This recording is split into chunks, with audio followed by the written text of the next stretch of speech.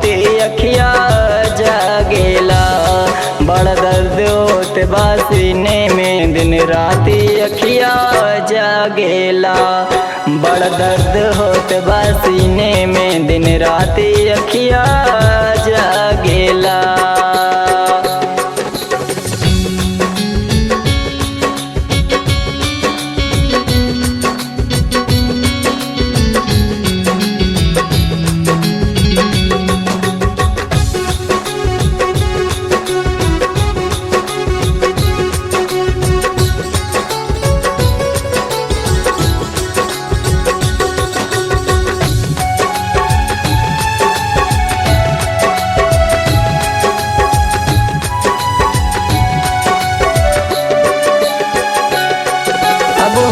खबर नहीं खेबा कुछ बड़ा याद तोहर सतावेला। चिहरा बस गइला अखिया में उठ ललिया झुलनिया कनबाली। बड़ा दर्द होते बा सीने में हो, बड़ा दर्द होते बा सीने में दिन राती अखिया जागेला। मन दूर हो जालू जब हमसे हो, बड़ी दूर हो जालू जब हमसे दिन राती अखिया निहारेला। बड़ी दूर हो जालू जब हमसे दिन राती अखिया निहारेला।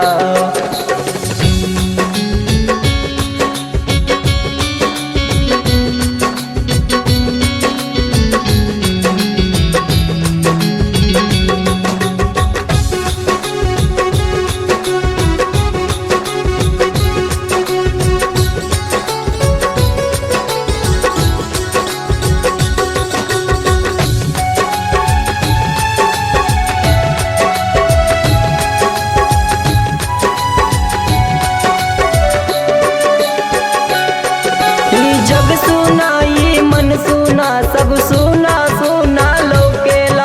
हर कती करे जब दिलवाई जब प्यार के खातिर छछनेला। जीवन मुकेश अब करे कबूला हो,